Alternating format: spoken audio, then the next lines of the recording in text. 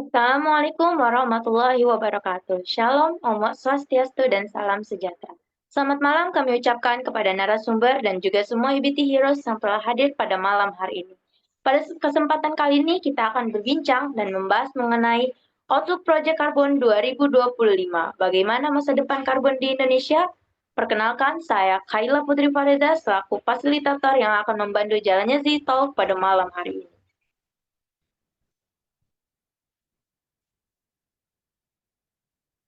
Oke, baik teman-teman, bagaimana kabarnya pada malam hari ini? Mungkin teman-teman bisa memberikan reaksi pada kolom komentar, baik itu nomor 1, 2, 3, 4, 5, ataupun 6 untuk mengekspresikan keadaan teman-teman pada malam hari ini.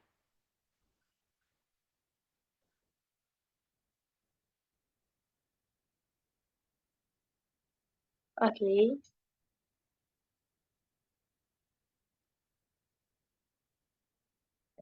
Oke, baik teman-teman, sebelum kita mulai Talk pada malam hari ini, izinkan saya untuk membacakan beberapa peraturan yang akan dilaksanakan pada malam hari ini. Yaitu peserta wajib mengenakan pakaian bebas dan rapi. Peserta juga wajib mengganti nama dengan format nama underscore asal instansi. Peserta wajib menonaktifkan mikrofon dan menyalakan kamera selama acara talk show berlangsung. Peserta dapat mengaktifkan mikrofon ketika sudah dipersilahkan oleh MC. Peserta juga dilarang untuk mencoret-coret, membuat kegaduhan, baik melalui chat maupun via mikrofon, atau bertindak tidak sopan di depan kamera semasa acara talk show berlangsung. Peserta juga wajib mengikuti peraturan selama acara talk show berlangsung.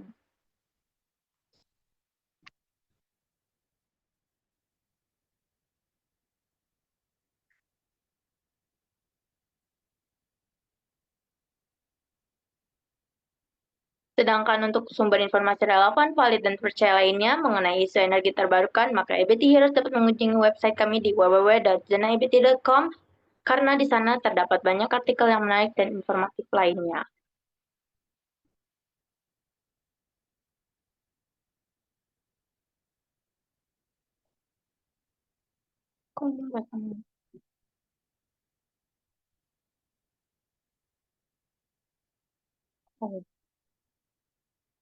Saya juga ingin mengingatkan kepada seluruh EBT Heroes untuk memfollow up seluruh sosial media Zona EBT yang terdiri atas Instagram, Facebook, LinkedIn, dan juga YouTube. EBT Heroes cukup search saja Zona EBT, maka akan langsung muncul platform kami. Jangan lupa untuk klik tombol follow agar tidak ketinggalan informasi-informasi menarik mengenai energi baru terbarukan yang pastinya akan bermanfaat untuk EBT Heroes.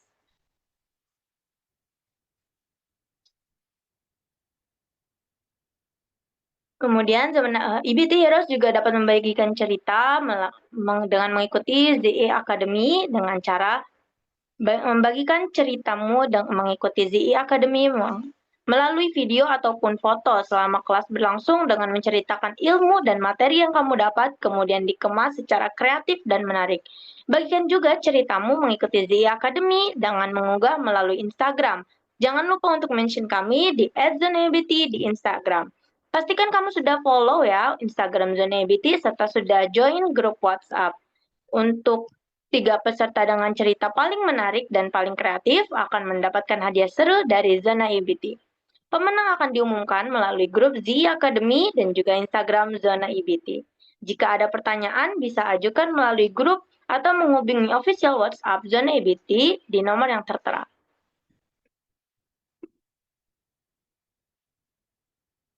Oke, untuk selanjutnya izinkan saya mengalihkan kepada moderator kita pada malam hari ini kepada Kak Rahma Kusnia. Waktu dan tempat saya persilahkan. Baik, terima kasih atas waktu dan kesempatannya untuk MC ya. Saya izin untuk men-take over acara talk show kita pada malam hari ini. Sebelumnya perkenalkan teman-teman semuanya yang ada di sini. Nama saya Rahma Kusnia. Saat ini saya bekerja sebagai Sustainability and Climate Change Consultant di Idea Multima Consulta.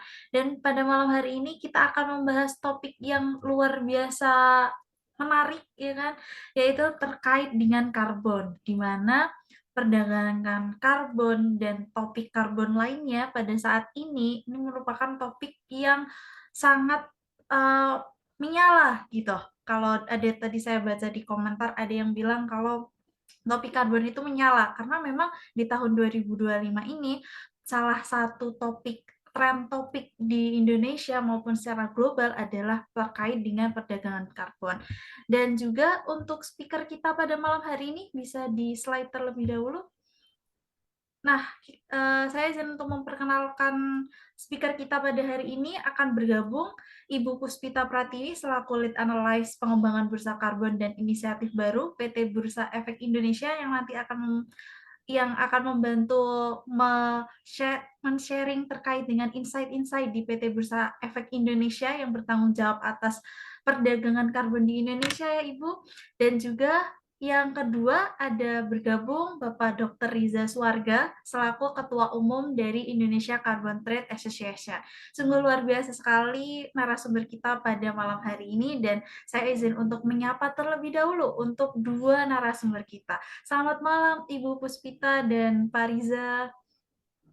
Selamat malam. Oke, bagaimana Pak dan Ibu kabarnya hari ini? Apa kabar? Alhamdulillah baik. Luar biasa sekali. Sepertinya sudah tidak sabar ya Ibu kita berbagi dengan para teman-teman di sini gitu terkait dengan perdagangan karbon dan prospek ke depannya untuk Indonesia. Yap. Oke, langsung saja kita mulai ya teman-teman. Ini nanti akan kita bagi menjadi dua sesi. Untuk sesi yang pertama adalah sesi talk show antara moderator dengan narasumber. Dan nanti di 30 menit terakhir kita akan memberikan pertanyaannya secara langsung kepada narasumber kita. Oke, baik. Dan saat ini mungkin ke Pak Riza terlebih dahulu ya, selaku Ketua Umum IDCTA. Saya penasaran nih Pak, dan saya yakin teman-teman di sini, para partisipan ini juga penasaran seperti IDCTA ini sebenarnya apa sih Pak? Kak? Asosiasi apa dan bagaimana perannya terhadap perdagangan karbon di Indonesia saat ini? Terima kasih. Mungkin saya langsung share screen aja ya, kalau bisa ya, biar bisa menjelaskan sekalian gitu ya. Oh iya, boleh Bapak.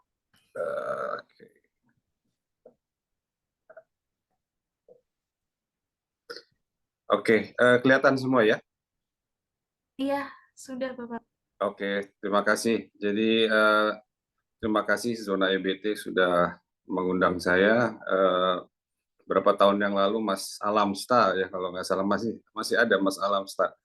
Itu juga beberapa kali mengundang saya dan saya banyak berinteraksi dengan beliau begitu. Terima kasih teman-teman semua, tadi Mbak Puspita dari IDX juga. Sebetulnya yang kalau secara umum IDCTA itu adalah asosiasi non-profit tetapi beranggotakan para carbon project developers yang tentu sudah punya pengalaman berjualan karbon pada saat dari mulai 2016, 2019 dan seterusnya sampai terjadinya moratorium tahun 2021 ya oleh Menteri yang lalu begitu KLHK, dan kita sangat aktif juga melakukan berbagai advokasi maupun memberikan advice kepada pemerintah dan juga bagaimana kita bisa menjembatani dan mengadvokasi kepentingan anggota. Kalau dari misinya ada 4, tentu menjadi partner strategis pemerintah. Seperti tadi saya sampaikan, punya interest untuk memperjuangkan anggota terlebih untuk berkompetisi di pasar global. Ada R&D-nya tentu yang berkaitan dengan carbon market, dan kita sangat mengutamakan etika dalam berorganisasi maupun berbisnis. Ini beberapa kegiatan yang sudah kita lakukan, salah satunya tahun lalu juga bertemu dengan diterima oleh Presiden Timor Leste Ramos Horta di Istana Dili untuk potensi kerjasama di bidang perdagangan karbon khususnya biochar. Ini adalah member cluster kita. Jadi member cluster kita memang korporasi, termasuk Pertamina, PLN, dan sektor-sektornya termasuk yang ada di dalam 5 sektor untuk nilai ekonomi karbon, yaitu di pertanian dari sisi biochar, biogas, kemudian volu yang paling banyak, forestry and other land use, kehutanan, renewable energy, tadi Pertamina dan PLN, kemudian juga waste management, dan efisiensi industri. Tetapi ternyata investor juga dari luar negeri banyak, termasuk digital MRV, ikut bergabung begitu ya. Strukturnya seperti ini, kita punya board, supervisor, advisor, governance, expert, dan honorary council, tapi juga sesuai bidang yang sektoral mitigasi, adaptasi, dan khususnya perdagangan karbon. Saya tidak perlu sebutkan satu persatu. Achievements-nya, kita punya milestone event yang disebut Carbon Digital Conference. Kita sudah lakukan dua tahun berturut-turut, 2023 dan 2024. 300 investor hadir dari berbagai negara. Tahun pertama di Bali, yang tahun lalu Desember 2024 di Four Seasons Jakarta. Banyak kita bekerja sama, partner kita adalah AITA, International Emission Trading Association, PwC, dan juga JETRO, Japan External Trade Organization. Ini adalah beberapa kegiatan yang kita lakukan di tahun lalu, begitu ya. Kalau tadi pertanyaannya seputar background, itulah mungkin saya stop dulu di situ karena lebih banyak untuk keterangan tentang internal organisasi. Kira-kira begitu. Oke, baik Bapak, luar biasa untuk penjelasannya terkait IDCTA. Jadi kalau untuk cara bergabungnya Pak, apakah semua orang yang mungkin peduli terkait dengan karbon, perdagangan karbon khususnya bisa join langsung gitu menjadi member IDCTA, atau ada syarat-syarat requirement khusus begitu? Seperti yang saya sampaikan, member kita kan perusahaan, ada koperasi juga ada, beberapa koperasi yang berhubungan dengan komunitas. Tentu individual tidak bisa, kecuali ada proyek karbonnya ya. Kalau punya proyek karbon bisa. Jadi pengalaman kita memang real life, experience kita seperti saya sampaikan, sudah pernah jualan, sudah pernah cuan istilahnya gitu ya, sampai di stop oleh pemerintah dan sekarang berharap-harap untuk mulai lagi. Mungkin Mbak Puspita tahu persis seperti apa. Jadi mungkin barang-barang ataupun carbon credits yang di trading di IDX juga beberapa berasal dari anggota kita. Mudah-mudahan sektor kehutanan atau volu katanya dalam waktu dekat akan dibuka, tapi kita harapkan memang persiapannya harus jauh lebih matang dari kemarin sehingga tanggapan market itu akan lebih positif begitu ya. Oke, baik Pak. Sekarang kita moving ke Ibu Puspita. Di sini Ibu Puspita dari IDX Carbon ya Ibu. Di sini ada rekan-rekan mahasiswa juga yang pastinya mungkin masih kepo ya. Sebenarnya dulu kan terkenalnya mungkin adalah PT Bursa Efek Indonesia seperti itu Bu. Tapi sekarang muncul lagi nih ada yang namanya Bursa Karbon Indonesia. Bisa diceritakan secara singkat latar belakang pembentukannya itu seperti apa, dan juga sama seperti IDCTA tadi, perannya dalam mendukung perdagangan karbon di Indonesia ini seperti apa, Bu? Baik, terima kasih Mbak Rahma. Tadi seperti yang disampaikan oleh Pak Riza gitu ya, di tahun 2021 gitu ya, dikeluarkannya ada yang namanya Peraturan Presiden Nomor 98, di mana ini mengatur terkait dengan nilai ekonomi karbon gitu ya. Jadi di sinilah mulai muncul nilai ekonomi karbon, di mana salah satunya adalah perdagangan karbon. Dan dari peraturan presiden tersebut diturunkan menjadi peraturan Kementerian LHK waktu itu di nomor 21 tahun 2022, di mana salah satu mekanisme yang dapat digunakan untuk melakukan perdagangan karbon ini adalah melalui bursa karbon. Seperti itu. Nah, dari peraturan presiden tersebut, terus Kementerian LHK ternyata turun juga yang namanya Undang-Undang Penguatan Sektor Keuangan atau P2SK di situ. Nah, di dalam Undang-Undang P2SK tersebut disampaikan bahwa unit karbon itu merupakan efek. Nah, dari sinilah terdapat pengaturan yang dilakukan oleh OJK melalui POJK-nya, di mana bisa lembaga bisa melakukan pendaftaran kepada OJK sebagai operator bursa karbon tersebut. Di sini Bursa Efek Indonesia mulai masuk, Mbak, ke dalam pengaturan tersebut gitu ya. Kami mendaftarkan diri dalam Bursa Efek Indonesia, mendaftarkan diri kepada OJK untuk bisa menjadi operator bursa karbon. Dan di tanggal 18 September 2023 kemarin yang lalu gitu ya, kami mendapatkan izin gitu ya, izin sebagai operator bursa karbon pertama yang legal gitu ya, yang mendapatkan izin dari OJK. Nah, di sini jadi Bursa Efek Indonesia dan Bursa Karbon ini bukan entitas yang berbeda. Jadi nanti mungkin teman-teman, Bursa Efek Indonesia apa bedanya sama Bursa Karbon? Nah, Bursa Karbon ini merupakan lini bisnis baru yang ada di Bursa Efek Indonesia, seperti itu. Jadi bukan entitas yang berbeda, kami masih ada di dalam Bursa Efek Indonesia. Nah, kenapa kami ingin maju gitu ya, Bursa Efek Indonesia menjadi Bursa Karbon Indonesia? Karena kami lihat ini secara prospek gitu ya, kalau misalnya kami lihat waktu itu kami juga meng-hire konsultan seperti itu, sebenarnya prospek Indonesia sangatlah besar gitu. Nah, hutan kita banyak, terus mungkin beberapa proyek-proyek teknologi juga ada gitu ya, CCS, CCUS, terus renewable energy itu juga masih bisa kita cover Indonesia, sehingga potensi di Indonesia itu sangatlah besar. Nah, kalau kita lihat tadi Pak Riza juga cerita di tahun 2016, 2019 sudah terjadi perdagangan. Nah, di sini kami maju untuk menjadi bursa untuk apa gitu ya, di mana harganya ini lebih transparan.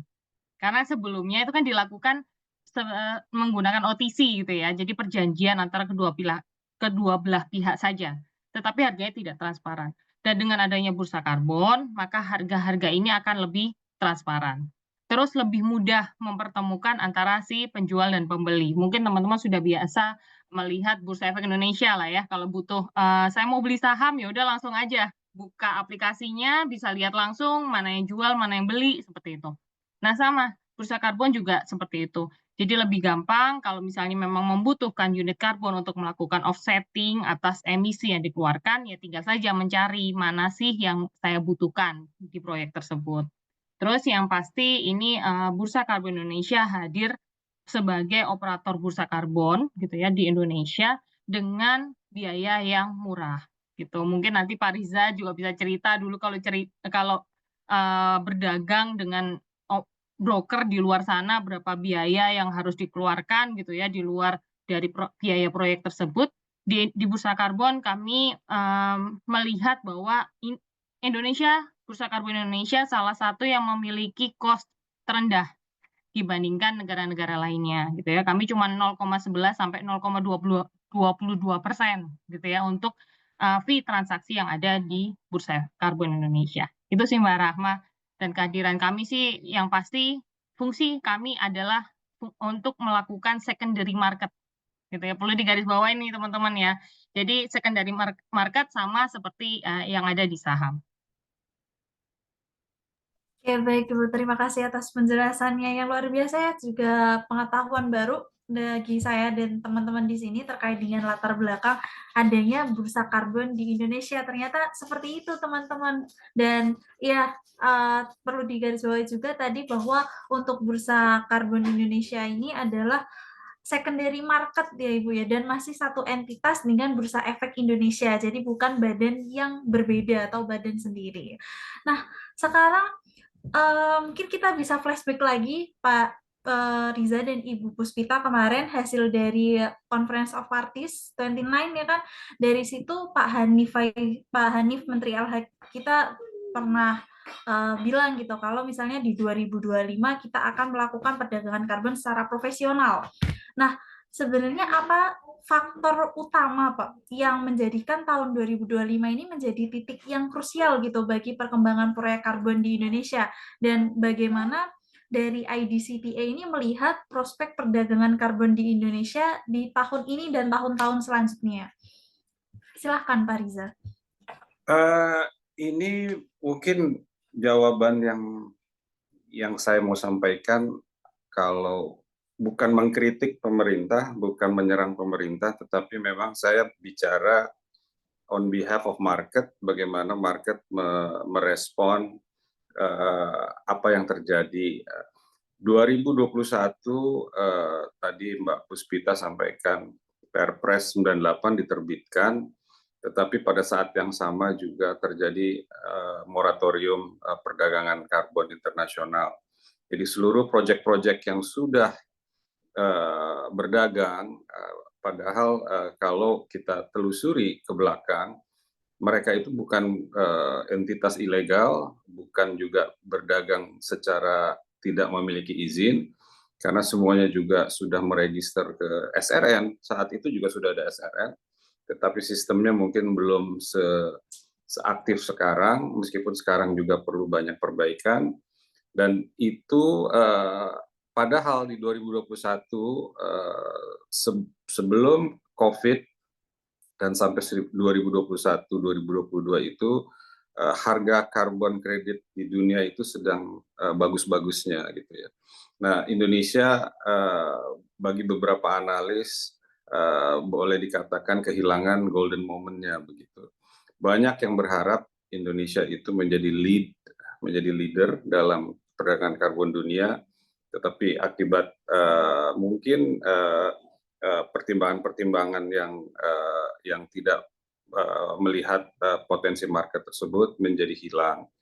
Nah, apa konsekuensinya? Sekarang itu kemudian terjadi COVID kan, terjadi COVID, kemudian terjadi perang Ukraine, terjadi perang Israel, Palestina, dan Lebanon, dan seterusnya. Itu membuat market menjadi berubah. Yang tadinya boleh dikatakan sellers market, kita sebagai pemilik barang itu bisa melakukan bargaining position yang lebih kuat, sekarang sudah berubah. Jadi suka atau tidak suka, market sekarang sudah menjadi buyers market. Demand-nya tetap tinggi, tetapi mereka lebih lebih rewel gitu. Rewelnya mereka sekarang ingin memastikan high integrity, high quality project itu harus jelas. Eligibility-nya harus jelas, standarnya harus standar internasional, dan sebagainya, dan sebagainya. Kemudian dari jenisnya, dulu IFM atau RED Plus itu menjadi andalan. Sekarang karena high integrity itu menjadi tinggi, mereka ingin juga evidence. Evidence yang paling gampang itu adalah proyek-proyek penanaman kembali atau removal. Nah, ini menjadi landscape-nya menjadi berubah begitu ya. Sehingga hal-hal ini mungkin tidak diimbangi oleh perkembangan regulasi yang masih berproses. Jadi dari Perpres turunannya ke Permen dan seterusnya takes time, perlu waktu, padahal kondisi market itu sudah berubah total. Dan ini yang harus kita antisipasi sebagai sellers, sebagai penjual. Kita suka nggak suka harus menyesuaikan, kalau saya bilang begitu. Dan perlu diingat, karbon kredit ini beda dengan sawit atau batu bara yang ada DMO gitu, ada domestic market obligation. Kita punya punya keunggulan, punya kelebihan, sebenarnya bisa menjual dalam pasar voluntary istilahnya ya. Tetapi definisi voluntary di Perpres 98 dan turunannya di Permen itu tidak tercantum. Jadi itu menghilangkan potensi penjualan karbon sukarela di pasar sukarela kepada perusahaan-perusahaan swasta yang tanpa harus mewajibkan corresponding adjustment atau transfer of credits sehingga pencatatannya diambil oleh negara yang membeli misalnya. Karena tidak ada hubungannya, karena yang beli swasta. Untuk hal-hal seperti ini kita kehilangan momentum lagi. Jadi kerja keras ke depan sebetulnya bukan sekedar meregulasi, tetapi kita harus lebih bijak dalam menyiasati demand yang sekarang lebih rewel tadi. Bukan berarti kita itu dijajah oleh pembeli, tetapi memang faktanya seperti itu gitu ya. Dan market itu kan sangat dinamis. Kita tidak bisa paksakan. Kemarin Pak Hashim juga dalam rilis di media kelihatannya agak kecewa dengan penjualan tanggal 20 Januari yang hanya 41.000 ton kalau nggak salah ya. Jadi ekspektasinya sangat kurang begitu. Kami sebetulnya sudah memberikan advice, harusnya kalau kita mau buka international market dengan otorisasi, dengan corresponding adjustment ataupun ITMOS, itu harus di-prepare lebih matang. Tentu kalau penjualan dengan corresponding adjustment itu kan ada dua. Yang satu bilateral dengan negara. Nah, kalau negara itu harus ada bilateral agreement dulu gitu. Nah, saya lihat Indonesia belum melakukan itu. Kedua, kalau mau jual ke dalam konteks OIMP atau other international mitigating purpose, itu juga harus dipersiapkan. Hanya ada beberapa skema sebetulnya seperti skema Corsia yang bisa menampung otorisasi itu, tapi juga sayangnya kita menjual dengan international otorisasi itu pakai SRN gitu ya, di mana standar nasional kita ini belum begitu dikenal oleh pasar, sehingga menjadi repot. Kasihan IDX, jadi kesannya, padahal IDX itu saya lihat preparationnya itu luar biasa, karena saya ikut juga dalam beberapa pembahasan persiapan pada tanggal 20 September ya, kalau nggak salah, seingat saya tahun lalu, itu sangat bagus gitu, sudah pakai blockchain, sales trackingnya jelas gitu, pembeli dan penjualnya juga terrekord, tercatat gitu. Kelemahan SRN, pembeli tidak tercatat gitu, tapi di IDX bisa dicatat gitu ya kan. Jadi sebenarnya IDX sudah sangat advance, sudah cukup pengalaman, karena volume transaksi di bursa efek kan jauh lebih besar daripada volume transaksi karbon gitu. Jadi ini pekerjaan sangat mudah buat IDX. Sayangnya IDX hanya diberikan kewenangan secondary market gitu. Harusnya kalau sekalian megang SRN itu udah jauh lebih make sense gitu. Dan IDX punya pengalaman market yang luar biasa dalam konteks saham gitu ya. Mungkin itu dari saya tambahan. Oke, baik Pak. Lalu bagaimana nih kalau menurut Ibu Puspita nih dari perspektif kalau tadi selaku pelaku ya dari IDCTA, kalau misalnya dari IDX Carbon nih bagaimana Bu proyeksi terhadap 2025 ini? Iya, baik. Setuju banget tadi sama Pak Riza gitu, yang Pak Riza sampaikan gitu ya. Kemarin tanggal 20 Januari memang kalau kita lihat angkanya memang jauh dari keinginan lah ya, cita-cita lah kalau misalnya kita bilang bisa cita-cita berapa, ternyata yang terjual hanya segitu gitu ya. Tapi ya itu tadi benar Pak Riza yang sampaikan gitu ya, saat kami berkomunikasi dengan pembeli di luar gitu ya, mereka sangat rigid sekali mempertanyakan ini proyeknya apa gitu ya. proyeknya apa, bagaimana mekanismenya, apa yang dipakai standarnya, dan bagaimana saat kita sudah membeli, apa yang bisa kita lakukan dengan unit karbon tersebut. Itu tuh sangat rigid sekali. Dan memang untuk waktu yang sangat sempit kemarin, kalau bisa saya bilang, untuk bisa kita meluncurkan perdagangan internasional. Tapi dari bursa karbon sendiri, Mbak Rahma, kita melihatnya bahwa ini sebenarnya langkah awal lah ya. Langkah awal Indonesia membuka perdagangan ke internasional. Tentunya ke depan masih banyak langkah yang harus dilakukan oleh Indonesia. Yang tadi mungkin juga memang kita sudah ketinggalan lah ya dari market yang ada di luar sana. Mereka lebih rigid, mereka lebih banyak maunya lah seperti itu ya kalau bisa dibilang. Nah, ini kita harus kejar gitu ya. Secara Bursa Karbon Indonesia kami sudah siap secara sistem karena kami juga menggunakan vendor dari luar gitu ya, vendor dari luar yang memang sudah bergelut di bursa karbon gitu ya. Jadi bukan kita belajar dari dalam gitu ya, kita mengembangkan sistem, tapi sistem kita menggunakan blockchain, sudah menggunakan blockchain seperti tadi Pak Riza sampaikan. Setelah itu kami menggunakan konsultan dari luar, kami menggunakan vendor untuk pengembangan sistem bursa karbon dari luar, di mana kami ingin menghadirkan sistem bursa gitu ya untuk unit karbon ini yang memang sudah best practice lah di luar sana gitu. Jadi kalau misalnya once nanti pembeli internasional itu masuk ke dalam Indonesia, kami sudah siap gitu ya dengan mereka mekanisme yang biasa mereka lakukan. Nah, kemarin juga dengan adanya perdagangan luar negeri, kami lebih melebarkan lagi standardized produk yang bisa diperjualbelikan. Karena kan tadi ada authorize ya di sini, di mana authorize itu ya Indonesia sudah melepaskan lah istilahnya melepaskan sekian ton tersebut dari perhitungan NDC di Indonesia. Jadi kalau misalnya nanti mau dibuat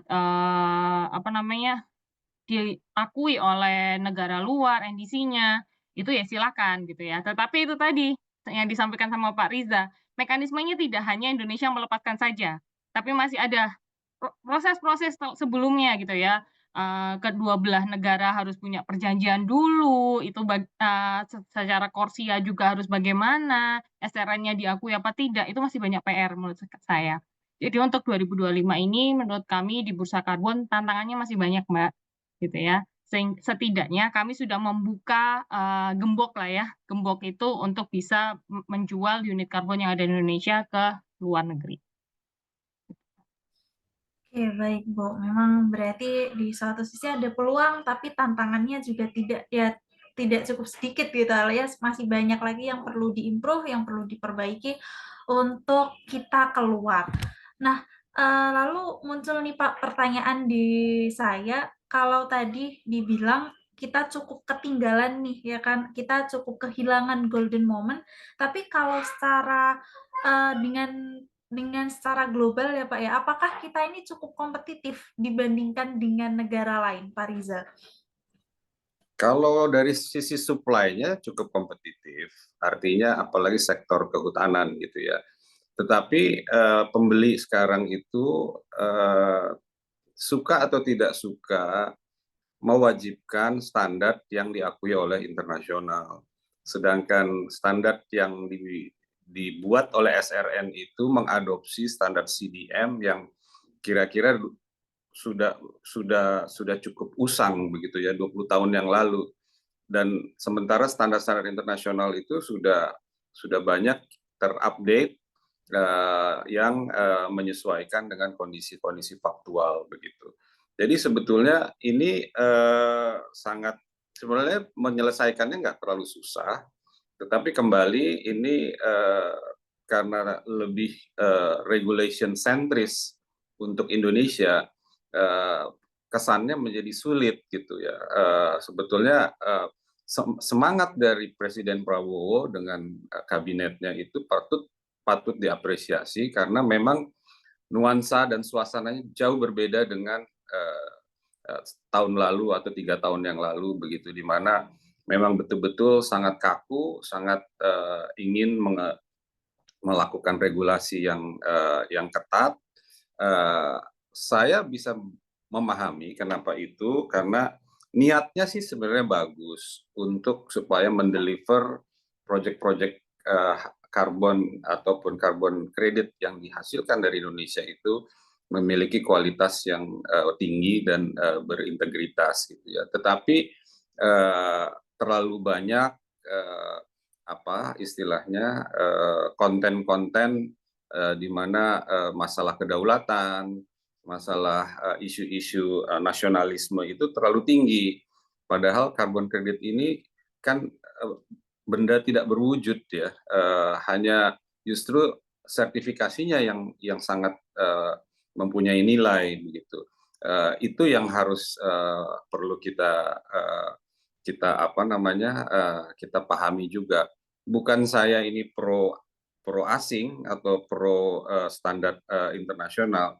Justru dulu 5 tahun yang lalu saya mengusulkan kepada pemerintah untuk kita memang memperkuat standar nasional dan juga registri nasional. Tetapi ya standar nasional kita juga harus eligible dan laku di pasar. Begitu juga registri kita harus kuat sehingga registri kita itu disegani oleh pasar. Itu rangkaian itu, ekosistem itu yang harus tercipta agar Indonesia menjadi kompetitif. Sekarang dari sisi supply-nya quote unquote menggiurkan, tetapi ekosistemnya belum menggiurkan gitu ya. Jadi ini yang memang perlu kerjasama konsolidasi yang matang. Oke, baik Pak. Lagi-lagi masih menjadi tantangan ya terkait dengan standar yang kita pakai dengan yang diakui secara global seperti itu. Nah, untuk selanjutnya kita akan ke Bu Puspita terlebih dahulu ya terkait dengan mekanisme Ibu, karena dari IDX Carbon kan tadi sudah diceritakan ya kalau di Januari kemarin sudah mulai untuk perdagangan karbonnya. Bisa diceritakan Ibu sebenarnya bagaimana sih mekanisme pasar karbon yang telah berjalan di IDX ini dan apakah sudah efektif atau mungkin ada yang perlu diimprovisasi untuk ke depannya? Ya, oke, terima kasih Mbak Rahma. Terkait dengan mekanisme sendiri, sebenarnya di perdagangan karbon itu kan terdiri dari 2 mekanisme. Ada mekanisme pasar wajib dan mekanisme voluntary gitu ya, pasar sukarela. Nah, Indonesia sendiri juga masih membangun si pasar wajibnya ini gitu ya. Saat ini sudah dilakukan di tahun kedua untuk pembangkit listrik tenaga batubara gitu. Nah, kami sendiri dari Bursa Karbon sudah siap untuk melakukan perdagangan wajib gitu ya. Kami juga sudah bersinergi banyak dengan Kementerian ESDM untuk melakukan perdagangan wajib untuk di sektor energi tersebut gitu.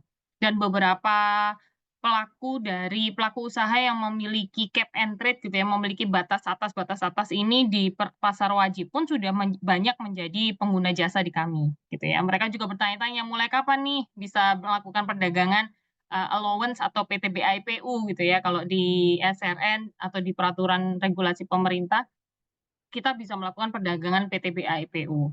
Tapi sekali lagi yaitu PR-nya masih banyak. Jadi sinerginya itu nggak cuma satu kementerian aja. Masih ada kementerian lagi yang lain yang di mana mereka harus bersinergi bersama untuk membangun pasar wajib ini. Gitu. Secara sistem kami sudah siap, tinggal kami menunggu lampu hijau dari Kementerian KLH juga gitu ya untuk melakukan perdagangan di pasar wajib tersebut. Nah, mekanisme yang kedua ada pasar sukarela gitu ya, yang saat ini sudah berjalan di Bursa Karbon Indonesia. Tanggal 26 September kemarin diluncurkan untuk pasar domestik dan di tanggal 20 Januari kemarin baru kami luncurkan untuk internasional seperti itu. Nah, mekanismenya bagaimana? Mekanismenya seperti misalnya Pak Riza gitu ya, terus ada yang sekarang menjadi project developer di kami, ada Pertamina NRE gitu, terus ada PLN, mereka si project developer ini mendaftarkan proyeknya ke SRN sampai keluar SPE GRK-nya, selanjutnya nanti bisa didaftarkan di Bursa Karbon Indonesia sehingga siap untuk diperdagangkan di Bursa Efek Indonesia, Bursa Karbon Indonesia seperti itu Mbak Rahma. Oke, baik Bu. Terima kasih atas penjelasannya. Jadi di sini teman-teman ada dua mekanisme. Yang pertama ada pasar wajib dan juga pasar sukarela. Kalau pasar wajib itu untuk pengguna-pengguna jasa, ya kan, yang terkait dengan tenaga batu bara ya Ibu, yang saat ini sudah menjadi klien dari Indeks Karbon, dan yang kedua adalah pasar sukarela gitu. Jadi kita mendaftarkan proyek-proyek karbon kita ke SRN sampai mendapatkan SPI GRK, nanti baru kita bisa ikut di pasar sukarela ini. Nah, ini terdapat pertanyaan di chat Zoom, boleh memberikan respon terhadap pertanyaan Pak Rizas. Sekali lagi kita akan ada sesi pertanyaan sendiri ya untuk peserta. Jadi teman-teman yang peserta yang memiliki pertanyaan disimpan dulu untuk pertanyaannya. Nanti akan ada sesi untuk tanya jawab dengan narasumber kita. Nah, selanjutnya pertanyaan berikutnya ini untuk Pak, kita kembali ke Pak Riza lagi, Pak. Jadi di sini pertanyaannya adalah dampak, Pak, dampak secara ekonomi dan juga secara sosial, ya kan, terkait dengan adanya perdagangan karbon ini khususnya di Indonesia sendiri bagaimana, Pak? Dan apakah industri ini kalau di Indonesia itu sudah siap 100% gitu beradaptasi dengan skema perdagangan ini, dan apa dampak sosialnya ke masyarakat lokal kita gitu. Mungkin dari Pak Riza yang sudah bertahun-tahun ada pengalaman di bidang perdagangan karbon ini bisa memberikan gambaran terkait dampaknya. Ya mungkin saya ambil contoh ini saja, sektor hulu ya, sektor kehutanan yang memang saya coba, yang sudah pernah saya geluti. Jadi setiap ya mungkin pertanyaannya cukup luas itu kalau saya bisa terjemahkan. Tapi saya coba jawab secara menukik saja. Ini kan ada satu satu tantangan ketika saya mencoba melakukan proyek rehabilitasi hutan gitu di satu daerah misalnya yang bergambut gitu ya, lahan gambut. Itu kompetisi saya itu adalah bagaimana bisa memastikan proyek ini bisa berjalan, karena ancaman yang lebih besar itu adalah saingan kita konversi lahan-lahan hutan itu menjadi kebun-kebun kelapa sawit gitu ya. Jadi itu tantangannya luar biasa berat dan luar biasa susah.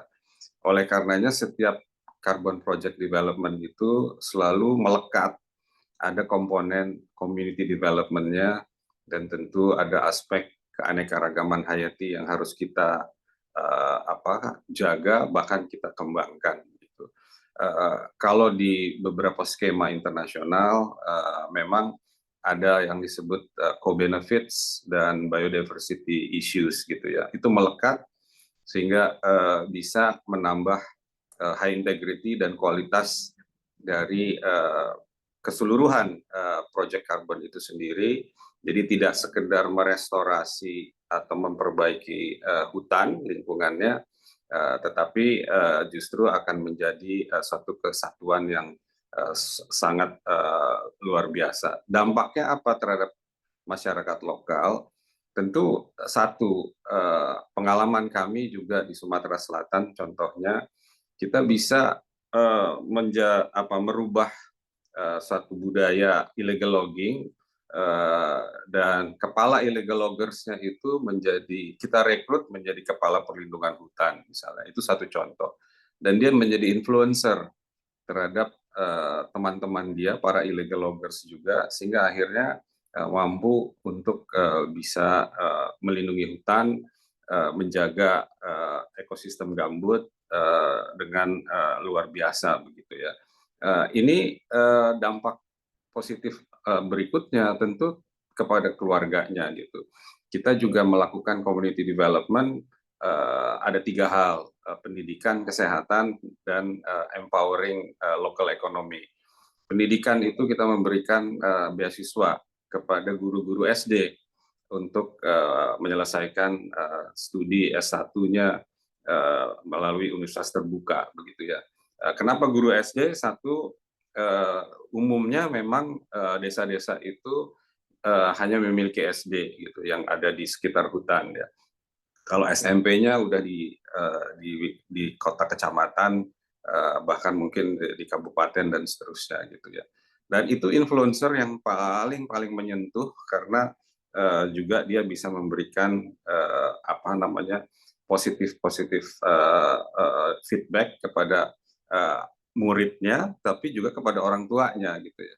Jadi yang tadinya ketergantungan hidupnya secara komunitas itu kepada illegal logging dan konversi lahan menjadi kelapa sawit, sekarang berubah menjadi konservasi, dan kita malah bisa meningkatkan pendapatan si suaminya yang illegal logger tadi.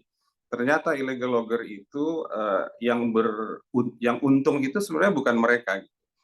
Ada cukongnya gitu. Cukongnya yang untung, sedangkan para illegal logger itu juga pendapatannya tetap saja di bawah UMR gitu. Begitu kita rekrut, justru kita langsung memberikan salary dia di atas UMR, kemudian kita didik. Banyak yang belum berijazah SMA, kita kasih paket A, paket C, ada yang masih ijazahnya SD malah. Nah, ketika dia dapat ijazah SMA, otomatis kita naikkan lagi gajinya. Terus kita kasih training lagi, misalnya untuk training vokasi yang lebih tinggi lagi, dengan bertambahnya ilmu yang mereka miliki, kita berikan lagi remunerasi yang sepatutnya. Akhirnya take home pay dia itu bukan lagi UMR, tapi malah 3 kali UMR gitu ya. Itu contoh yang nyata yang sudah kita lakukan.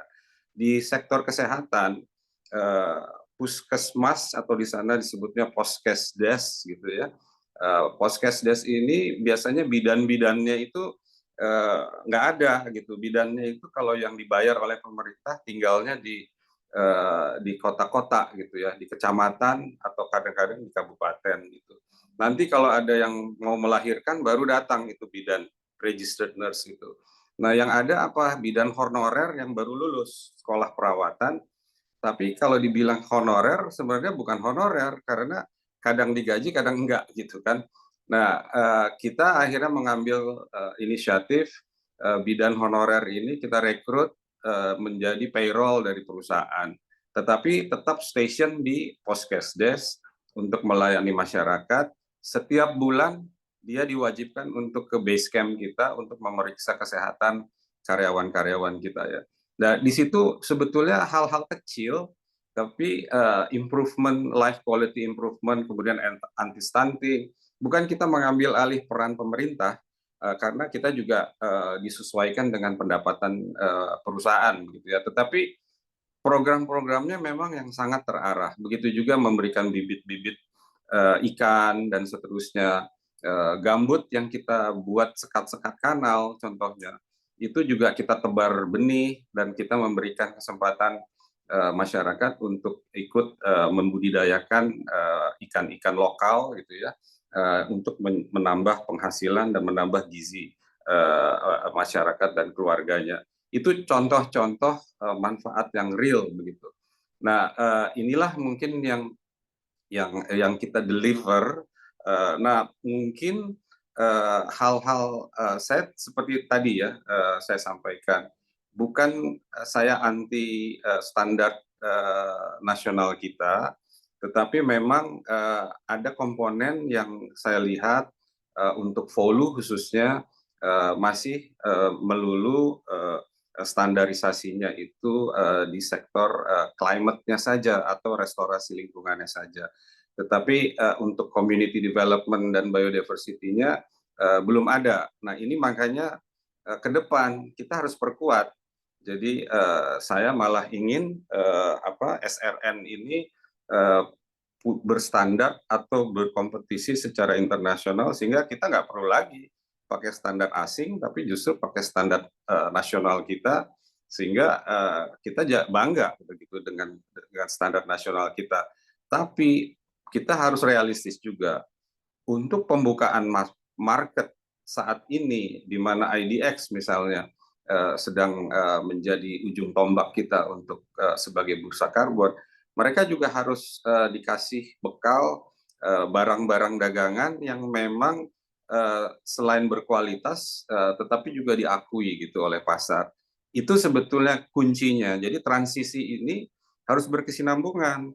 Jangan kita secara ideal memang ingin mencapai standarisasi nasional yang luar biasa tadi, cita-cita kita itu cita-cita saya juga. Bukan saya kepingin melulu tergantung kepada standar internasional ya, sama sekali tidak. Tapi mencapai itu tentu kan ada milestone-nya, dan kita tetap suka nggak suka perlu modal, perlu investasi, perlu monetisasi, dan itu suka dan tidak suka memang tidak bisa datang dari domestik saja gitu ya, harus juga dari investasi luar negeri dan juga off-taker dari luar negeri. Mungkin itu tambahan kalau dalam konteks bagaimana ekosistem dan manfaat bagi masyarakat yang sudah kita lakukan dan harapan ke depan seperti apa. Baik, terima kasih Pak Riza. Seperti pertanyaan yang luas, ternyata manfaatnya juga luas ya Pak ya, terkait dengan yang sudah ada seperti itu. Dan ini pertanyaan terakhir Pak Riza terlebih dahulu, mungkin bisa disampaikan pesan dari Pak Riza untuk para pelaku usaha dan juga investor mungkin yang ingin terlibat dalam perdagangan karbon di Indonesia gitu. Silahkan Pak, apa pesan yang ingin disampaikan? Saya rasa kalau untuk Gen Z mungkin udah banyak, saya tuh ngobrol sama Gen Z atau milenial itu jauh lebih gampang, jujur aja. Karena mereka semua sudah environmentally driven minded gitu ya. Nggak mau pakai plastik, maunya pakai tumbler, dan sangat environmentally concerned. Dan sangat mudah kalau kita ngobrol-ngobrol itu, ada beberapa bos startup muda gitu yang ketemu saya, itu 3-4 jam bisa ngobrol sama saya, nyatet gitu. Kalau Gen Z udah ngobrol kira-kira obrolannya nggak berkualitas atau mereka nggak tertarik kan biasanya langsung WhatsAppan atau apa. Nah ini yang saya lihat luar biasa begitu ya di generasi muda kita. Nah makanya mungkin pesan saya untuk belajar karbon, perdagangan karbon, atau ingin berpartisipasi dalam perdagangan karbon, satu hal saja, just do it gitu, lakukan saja gitu, jangan perlu belajar dulu. Kalau saya sih lihat orang tua saya mengajari berenang, jangan nyemplungin kaki doang gitu, kalau perlu tenggelam sekalian gitu ya. Jadi itu kira-kira pesan saya. Dan saya yakin teman-teman di sini banyak Gen Z, banyak milenial yang tentu eager dan tertarik. Makanya saya sering terhadap pembeli-pembeli luar negeri pun saya bilang, kalian jangan komplain terus tentang regulasi Indonesia gitu. Mungkin saya agak keras tadi di bicara pertama, tetapi saya katakan kepada mereka, dan saya tidak pernah menjelekkan pemerintah sendiri, malah saya bilang, justru pemerintah kita itu melakukan ini karena betul-betul serius untuk menangani ekosistem perdagangan karbon yang sangat kompleks dan komprehensif. Memang milestone-nya sekarang yang harus kita tata, karena suka nggak suka ada target-target realistis yang harus dicapai dalam jangka pendek, jangka menengah, dan jangka panjang. Mungkin itu yang paling penting, sehingga kita secara berkesinambungan bisa bekerja dengan baik. Baik, Pak Riza, terima kasih atas jawabannya. Kebetulan saya juga Gen Z, Pak, yang ingin belajar juga. Kadang di kita itu juga sempat berpikir gitu, ini kita mau berpartisipasi, tapi dari mana sih kita mulainya gitu, atau kita harus belajar dari mana gitu. Ternyata memang pesan dari Pak Riza, just do it gitu, kayak lakukan saja. Jangan terlalu kebanyakan mikir, nantinya nggak jadi gitu ya, Pak ya. Oke, siap Pak Riza, laksanakan. Dan senang sekali pastinya bisa berjumpa pada malam hari ini. Itu pesan yang Pak Riza ingin sampaikan. Selanjutnya masih ada untuk Ibu Puspita. Sama Ibu, pertanyaannya, apa pesan yang Ibu ingin sampaikan untuk pemerintah maupun pelaku bisnis dan juga masyarakat lebih luasnya yang ingin berpartisipasi nih terhadap perdagangan karbon di Indonesia? Oke, untuk likuiditas bursa karbon gitu ya Mbak ya, pasti membutuhkan banyak dukungan dari berbagai pihak gitu ya, baik suplainya gitu ya dari kementerian kita diberikan tadi Pak Riza juga kita diberikan SPE yang memang diminati lah oleh pembeli di sini, baik domestik maupun internasional.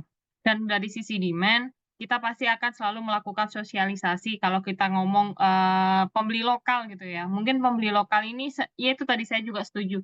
Untuk milenial, Gen Z gitu, mereka udah mulai notice gitu. Bahkan kemarin kita juga dapat pernikahan gitu ya. Jadi mereka mengoffset seluruh emisi yang kiranya dikeluarkan saat mereka melakukan pernikahan tersebut gitu ya. Itu juga mereka lakukan.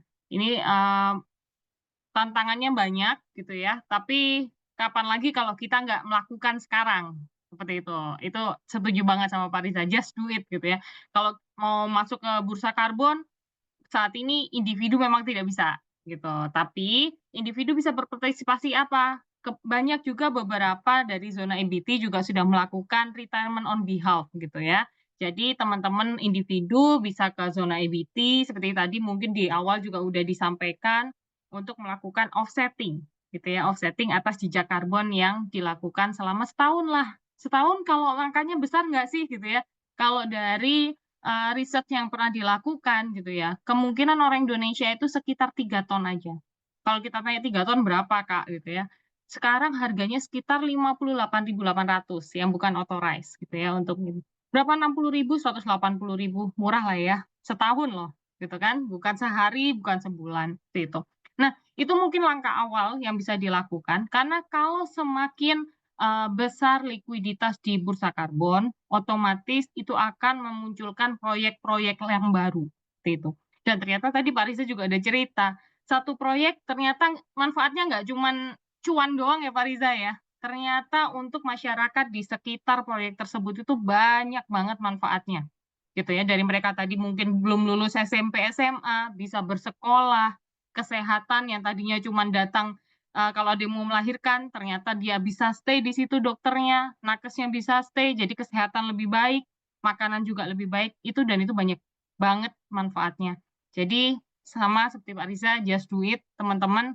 Jangan berpikir ini cuannya berapa, karena ini beda banget sama saham, gitu ya. Kita voluntary, kita sukarela, mengeluarkan apa yang kita miliki gitu ya. Untuk apa? Untuk bumi kita yang pasti. Itu. Itu sih Mbak Rama. Baik, terima kasih banyak Ibu Puspita dan Pak Riza atas pesan yang disampaikan. Semoga teman-teman di sini bisa take note semua atas pesan-pesan yang disampaikan dan pertanyaan-pertanyaan yang sudah dijawab oleh Pak Riza dan Bu Puspita langsung ya di sesi talk show bersama moderator tadi. Dan sekarang kita akan masuk ke Q&A session, di mana para peserta dipersilahkan untuk bertanya kepada narasumber. Dan sepertinya Pak Riza dan Bu Puspita kita akan mendapatkan banyak pertanyaan ini nanti dari teman-teman partisipan karena belum dibuka saja udah banyak yang raise hand gitu. Jadi langsung saja di sini ada Pak Hirman dari MSI Kalimantan Timur, dipersilakan untuk menyampaikan pertanyaannya secara langsung.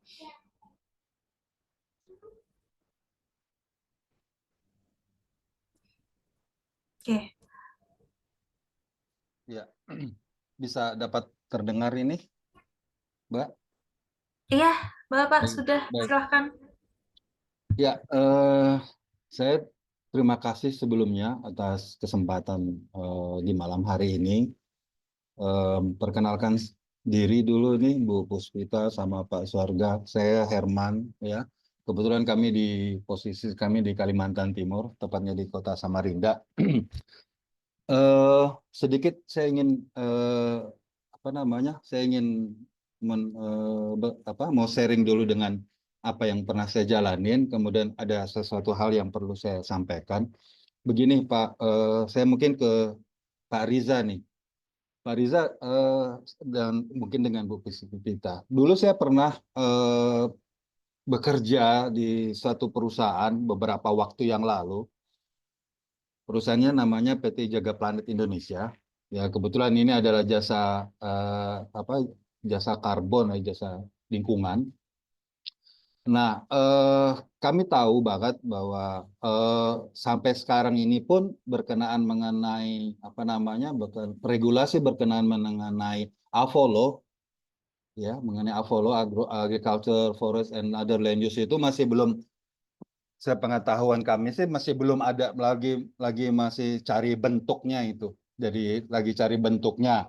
Sehingga untuk mendaftarkan diri ke pasar yang ada di Indonesia, SRNI ini, ya kan ya, sistem registrasi Indonesia ini masih belum. Nah, pada waktu itu oleh CEO kami itu berinisiatif. Jadi lokasi kami kebetulan kawasan hutan, Pak, di Terestris, ya kurang lebih sekitar 22.000 hektar lah di Kabupaten Pasir, Kalimantan Timur. Nah, oleh pimpinan kami itu dijual ke pasar global. Nah, di pasar global itu permasalahannya adalah dia harus mengikuti dokumen yang disesuaikan dengan permintaan oleh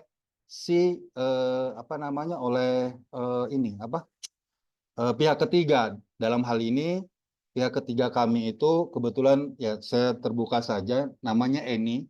Eni ini adalah salah satu perusahaan minyak dan gas di Italia. Nah, itu yang akan mau berharap banget mensupport akan kegiatan penjualan karbon kami. Seperti itu. Nah, dokumen yang harus disiapkan oleh permintaan oleh pihak ketiga kami ini yaitu disusun sesuai dengan penyusunan dokumen yang telah dibuat oleh Vera, seperti itu.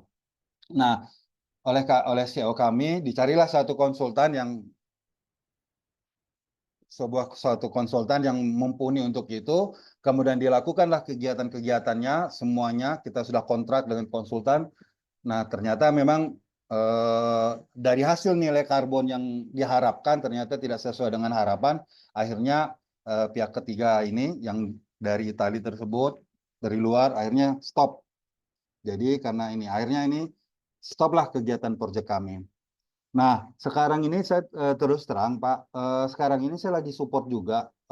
Ada satu, saya pengen, kita ini lagi bangun sebuah perusahaan nih, Pak, ceritanya. Kemudian di daerah Provinsi Riau, karena di kepulauan, karena memang di sana kan potensi blue carbon juga tinggi, seperti itu. Nah, sekarang dalam proses, nah kebetulan kami mau difasilitasi nih dengan istilahnya seolah Perusda. Nah, apabila ini semua sudah selesai seperti itu, Pak, kemudian mungkin kita pengen ada suatu semacam feasibility study mungkin ya, karena untuk ada produk jualnya seperti itu berkenaan mengenai bagaimana mangrove-nya, bagaimana masyarakatnya, komunitinya, dan semuanya itu mungkin akan terangkum di dalam feasibility study. Nah, cuman kita kan menjadi suatu kendala, Pak. Artinya Pak Riza, dalam proses ini, sementara dari Indonesia sendiri berkenaan mengenai AVOLO ini kan masih belum settle ya, belum setting ya ceritanya untuk bisa sampai di pasar, akhirnya mulai dari drumnya, LCAM-nya, verifikasi, validasi, kemudian masuk di IDX karbon, dapat sertifikat, registrasi sertifikat, kemudian masuk di penjualan karbon. Untuk itu kami masih terkendala nih Pak, berkenaan mengenai andai kata semua kita sudah bisa lengkapin, boleh dong, artinya kita bisa mungkin menjadi IDCTA ini bisa menjadi kita menjadi anggota dan memfasilitasi kami bagaimana ini blue carbon ini Pak, untuk bisa dapat dijual seperti itu. Yang pasti ini kan kegiatan kami ini ya restorasi, konservasi daripada mangrove, padang lamun, dan terumbu karang yang ada di sana. Seperti itu, Pak. Terima kasih. Mohon penjelasannya, Pak. Baik, terima kasih. Pertanyaannya, silahkan Pak Riza untuk dijawab. Terima kasih, Mas Herman. Saya juga besar di Samarinda, Mas Herman. Oh iya ya, iya ya Pak. Jadi masih Samarinda. masih bubuhan juga lah. Oh iya, bubuhan. Benar-benar Pak. Jadi terima kasih, salam ke teman-teman saya masih banyak di Samarinda juga. Kalau menjadi anggota IDCTA, saya rasa sekarang pun boleh Pak, tidak dilarang. Apalagi Bapak sudah ada entitasnya dan seterusnya. Memang tantangannya menarik. Kalau karbon ini banyak yang bilang, kebanyakan pengusaha-pengusaha besar itu merasa oh bikin proyek karbon itu gampang. Ternyata tidak seperti yang dialami oleh Mas Herman begitu ya. Ternyata nggak segampang itu gitu. Tapi dibilang susah juga enggak gitu. Nah, bukan saran, mungkin sekedar sharing saja. Saya selalu mendahulukan sebelum kita melakukan proyek-proyek karbon, biasanya kita lakukan yang namanya quick assessment dulu, Pak. Jadi jangan sampai udah terlanjur bikin, nanti dihitung ternyata nggak visible, akhirnya mundur begitu ya. Kita biasanya lakukan quick assessment dulu, begitu kira-kira cocok, baru kita mulai penetrasi kepada off-takers dan lain-lain. Network yang dimiliki IDCTA, alhamdulillah kalau untuk luar negeri itu cukup banyak. Tapi ya itu tadi, ini bukan dilema, tetapi perjuangan untuk mensinkronisasikan, mengalign antara sistem registry nasional dengan standar-standar atau registry luar, itu juga perlu waktu. IDCTA sudah punya joint task force, baik dengan Verra, Gold Standard, dan dalam waktu dekat dengan GCC, Global Carbon Council. Jadi kita juga tujuannya bukan ingin mendahului pemerintah, tetapi justru menyiapkan bagaimana fasilitasi-fasilitasi, karena ada 3 hal dalam mutual recognition sebetulnya ataupun alignment itu, yaitu registrinya, metodologinya dan validatornya gitu. Itu yang penting.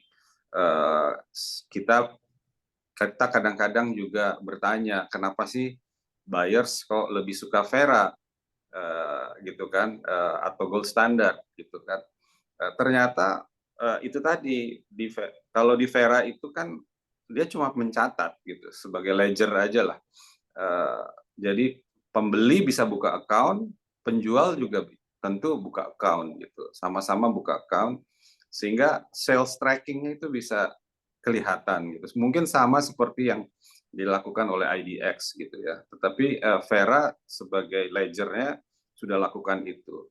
Mungkin ke depan SRN juga harusnya bisa begitu. Kalau ingin memastikan double counting itu tidak terjadi, double claiming tidak terjadi, dan lain-lain dan seterusnya gitu. Saat ini memang sistem SRN masih hanya bertumbuh pada project owner ya, bukan project proponent, tapi project owner, jadi concession holdernya saja yang boleh buka account.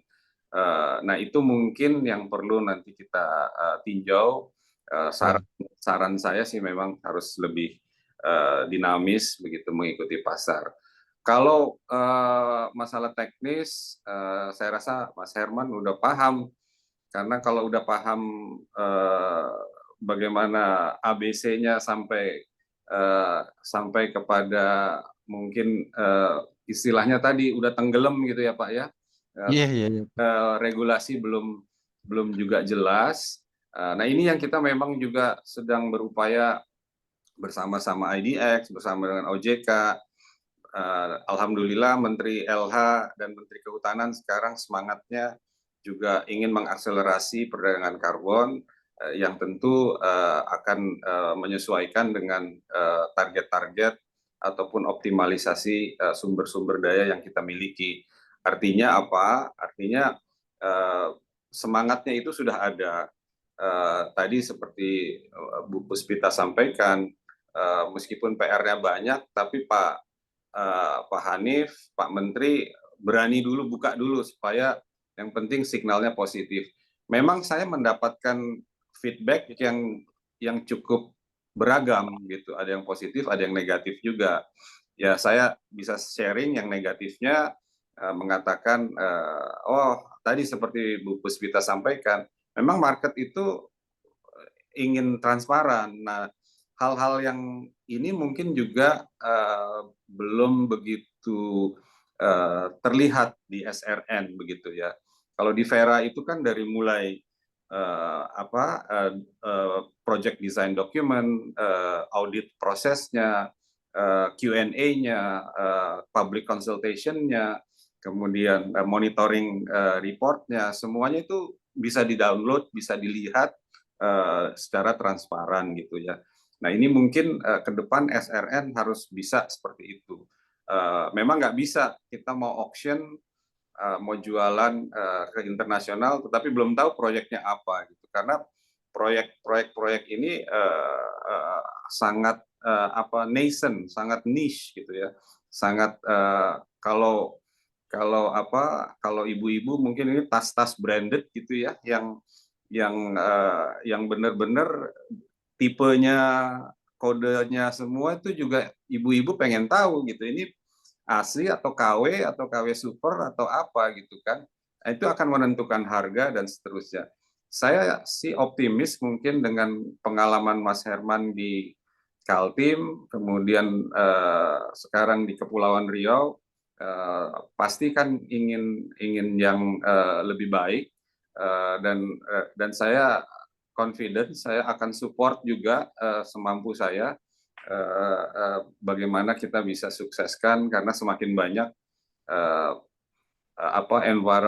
environment hero seperti Mas Herman, ke depannya bisa kita bersama-sama memperbaiki lingkungan, tetapi juga kita bisa mendapatkan manfaat dari kegiatan ini. Baik, terima kasih Pak Riza atas jawabannya. Saya rasa juga sudah cukup Pak Herman, dia sudah cukup menjawab ya jawaban dari Pak Riza. Iya, terima kasih Pak Risa. Mudah-mudahan nanti bisa bertemu nanti di Jakarta ya Pak ya. Baik, terima kasih Pak Herman kasih. dan Pak Riza atas Ya. jawabannya. Selanjutnya kita akan moving ke pertanyaan berikutnya dari Kayani. Dipersilahkan. Selamat malam, kedengeran suara saya? Izin nggak buka open cam? Iya, sudah kedengaran Kak. Ya, perkenalkan saya dengan Yani. Mungkin saya termasuk golongan tadi ya, yang disebut milenial yang tertarik dengan karbon yang lagi banyak dibicarakan gitu ya Pak ya. Nah, saya ngikut webinar ini dari awal, bahwasanya EDCTA sebelumnya sudah melakukan jualan, terus habis itu di stop, dan karena ada perubahan aturan, lahirlah IDX Carbon di 2023 gitu ya Bu ya, dengan berbagai macam kelebihannya, misalnya lebih transparan, tadi dijelaskan infrastrukturnya sudah oke, pakai konsultan segala macam. Nah, ini saya mengikuti sejak 2023 IDX Carbon diluncurkan sama Bapak Presiden gitu ya Bu ya. Nah, sampai bulan lalu itu saya cek, sepertinya juga pelakunya, suppliernya juga tetap BUMN gitu ya Bu ya. Pertamina dan PLN dalam hal ini. Nah, sebenarnya kira-kira gitu ya Bu ya. Pertanyaan awam saya, kenapa sebenarnya tidak banyak? Apakah eh, pelakunya ini syaratnya baik untuk masuk itu, syaratnya banyak untuk pihak swasta, ataupun memang dibatasi, ataupun tidak menarik gitu loh Bu. Untuk menarik baik itu kan BUMN tidak hanya Pertamina dan PLN saja ya Bu ya. Ditambah lagi dengan sektor swasta yang mungkin menjadi pasarnya akan lebih besar gitu. Nah, dan yang kedua, untuk menarik juga lebih banyak transaksi, karena tadi dijelaskan pada 20 Januari itu tidak sesuai dengan ekspektasi.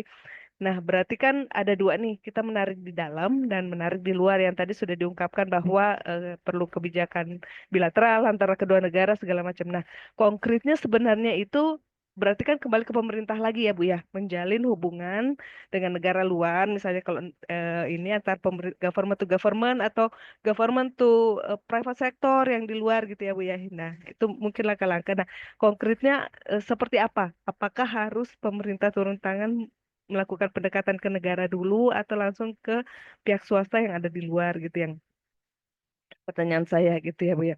Nah, karena tadi seperti disampaikan bahwa tidak bisa perorangan, jadi harus korporasi. Jadi kan harus memang masa yang besar gitu ya Bu ya untuk menarik IDX Carbon ini lebih cantik lah, fluktuatif lah istilahnya kalau dalam istilah perdagangan.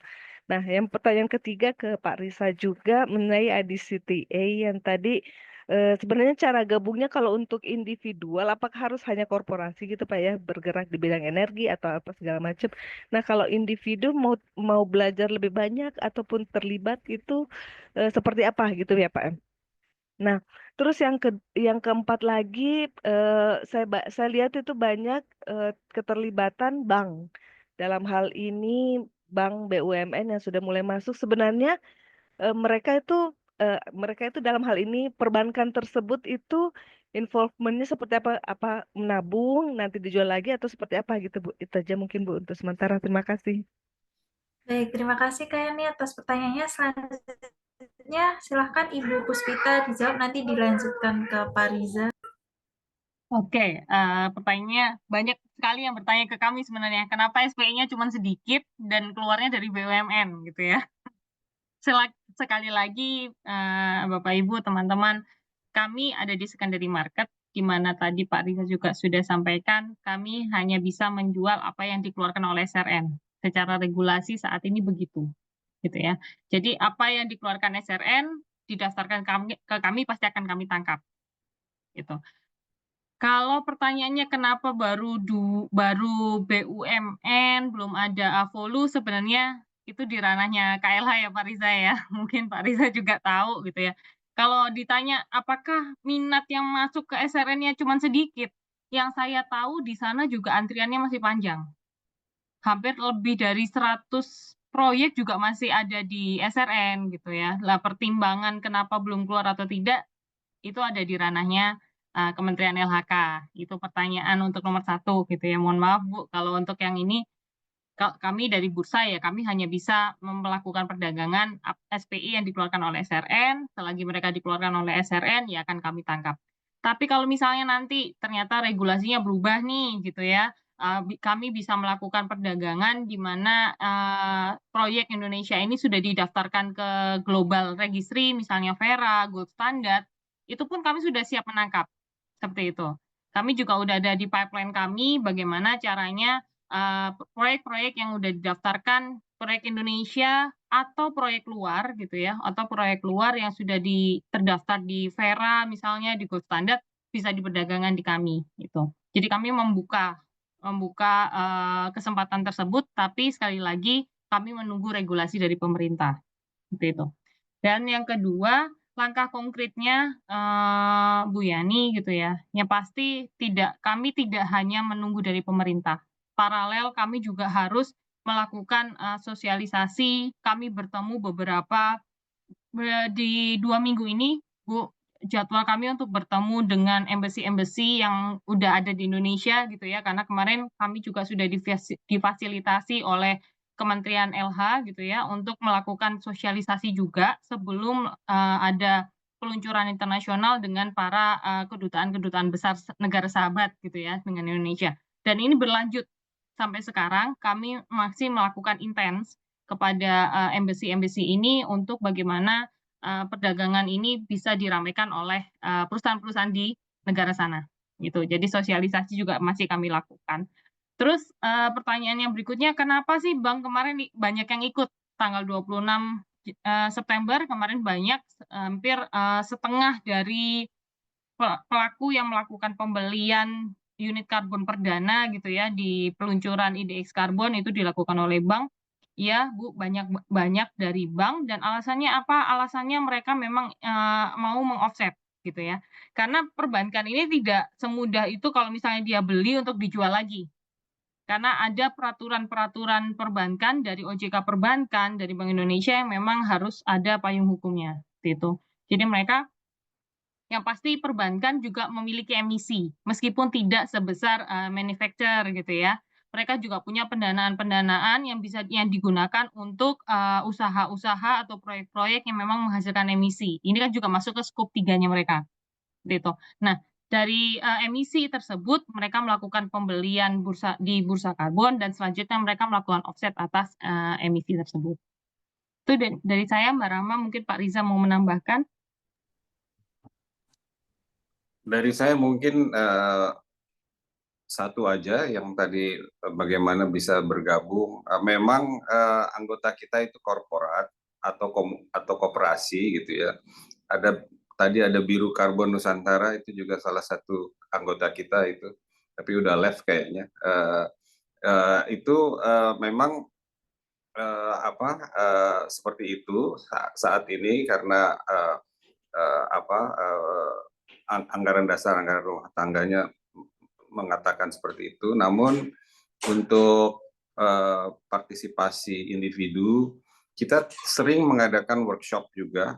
Ada beberapa workshop gratis bekerja sama dengan salah satu anggota kita, Neyen. Itu juga banyak, sehingga partisipasi itu bisa kita fasilitasi. Ada salah satu di bawah struktur IDCTA, yaitu IDCTA Youth. IDCTA Youth itu generasi muda IDCTA. Nah, itu untuk teman-teman yang Gen Z gitu ya, milenial juga saya rasa masih oke lah. Boleh itu bergabung di situ. Jadi nanti difasilitasi oleh IDCTA Youth. Mungkin ada LinkedIn-nya, bisa daftar ke sana. Nah, jadi mungkin salah satu partisipasinya bisa melalui IDCTA Youth. Bukan kita diskriminasi terhadap yang tua-tua gitu ya, tapi memang kita lagi mengedepankan partisipasi dari generasi muda. Terima kasih. Baik, terima kasih Bu Puspita dan Pak Riza atas jawabannya dan juga Kak Yani atas pertanyaannya. Selanjutnya masih ramai antrian pertanyaannya. Kita akan lanjut ke pertanyaan Abadi Tholib dari Blue Carbon. Dipersilahkan Bapak. Baik, terima kasih Mbak Rahma, dan selamat malam dan salam hormat kepada Pak Riza dan juga Bu Puspita. Sebelumnya mungkin perkenalkan diri dulu terlebih dahulu. Saya Abadi Talib dan saat ini kebetulan sedang mengambil studi ilmu lingkungan, studi doktoral ilmu lingkungan di UI, dan fokus riset saya yaitu Blue Carbon. Tadi saya juga join dari awal dan sebetulnya sangat menarik sekali, khususnya dari pemaparan Pak Riza tadi. Tentu kita juga sangat menghargai bahwa Pak Riza mempunyai keilmuan yang sangat mendalam, khususnya berkaitan dengan praktisi beliau di ahli karbon ini. Pertanyaan saya sebetulnya simpel, Pak.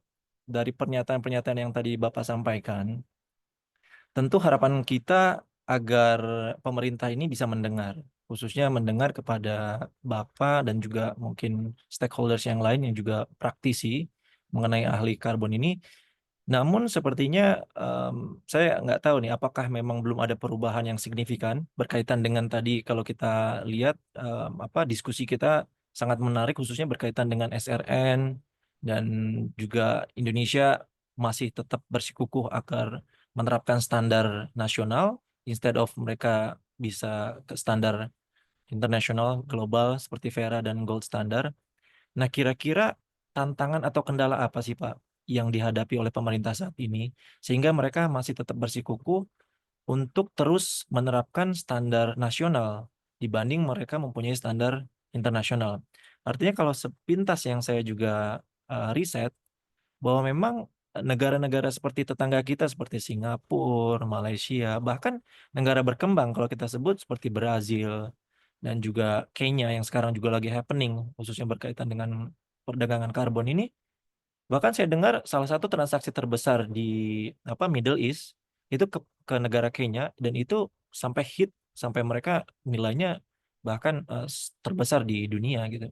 Nah, artinya kalau kita berbicara mengenai potensi supply, Indonesia tidak kalah supply-nya. Artinya Bapak juga udah menyampaikan mungkin kita punya ratusan juta gitu stok supply.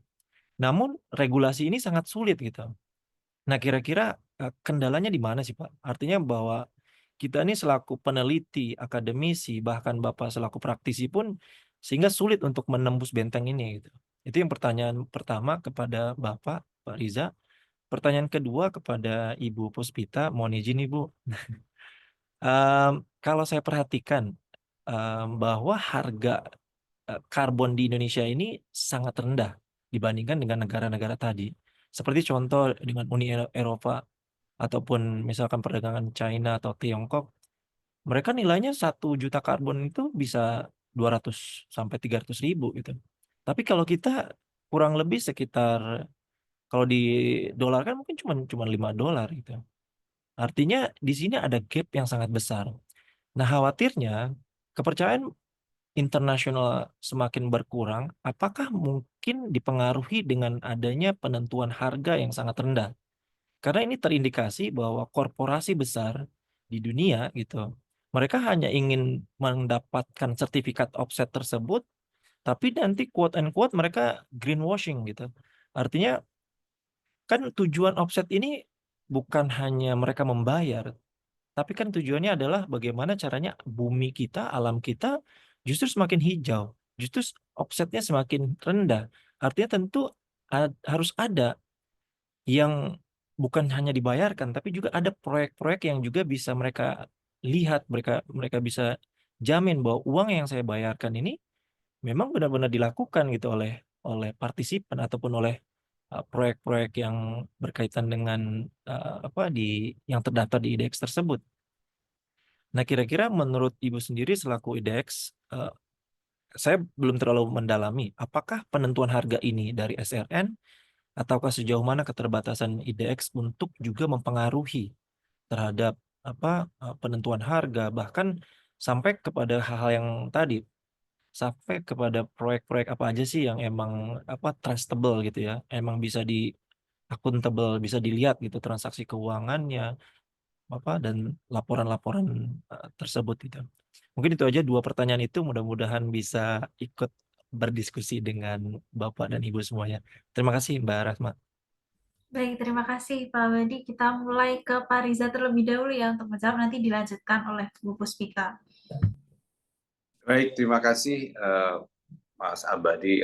Saya pikir pertanyaan yang agak susah saya jawab gitu, karena ini kalau rezim yang lalu saya jawabnya agak keras, saya langsung di blacklist dan proyek saya malah mungkin disuspend gitu ya. Masih ada tuh praktek-praktek seperti itu ya. Mudah-mudahan di rezim yang baru ini nggak seperti itu. Semangatnya sebetulnya sudah bagus. Komitmen Pak Prabowo itu mengakselerasi perdagangan karbon. Ya, kita lihat dari kabinet yang sekarang seperti apa. Kalau lihat eksekusinya kan meskipun dengan segala keterbatasan, Menteri LH sudah berani membuka perdagangan karbon internasional. Tentu seperti tadi disampaikan bahwa suka nggak suka market itu memang mau sesuatu yang sudah dikenal, mau sesuatu yang juga validasinya, auditnya itu yang jelas, transparan dan kelihatan gitu ya. Nah, sistem-sistem itu memang suka nggak suka sudah dimiliki oleh standar internasional tanpa mengurangi rasa hormat atau mengecilkan apa yang sudah dibangun di sistem registry nasional kita. Tetapi memang mengejar ketinggalan itu ternyata jauh lebih susah daripada mungkin mengadopsi sesuatu yang sudah ada gitu. Banyak advice dari berbagai pihak itu no need to reinvent the wheel gitu ya. Nggak perlu lagi kita menciptakan satu sistem yang baru yang ternyata mungkin belum tentu mendapatkan kepercayaan. Ini memang yang saya sampaikan tadi, Carbon credit ini bagi teman-teman atau peneliti malah dikatakan ini seperti barang goib gitu ya, karena nggak ada wujudnya, tetapi sertifikasinya justru yang menjadi bermakna. Makanya memang kita harus pandai-pandai untuk melakukan. Kalau hal yang berkaitan dengan harga, mungkin nanti Mbak Puspita bisa lebih lengkap penjelasannya, tapi menurut saya mekanismenya pasti diserahkan ke pasar. Kalau $5 saya rasa mungkin kalau untuk renewable energy itu relatif cukup oke gitu. Beda dengan volume memang. Kalau volume jauh di atas itu gitu ya. Cuma kita belum bisa menguji kehebatan proyek-proyek Indonesia dengan SRN seperti apa. Kalau renewable energy pakai SRN sudah teruji dapat harga $5 itu udah lumayan menurut saya gitu. Tapi kalau volume seharusnya kita juga nggak tahu nanti seperti apa.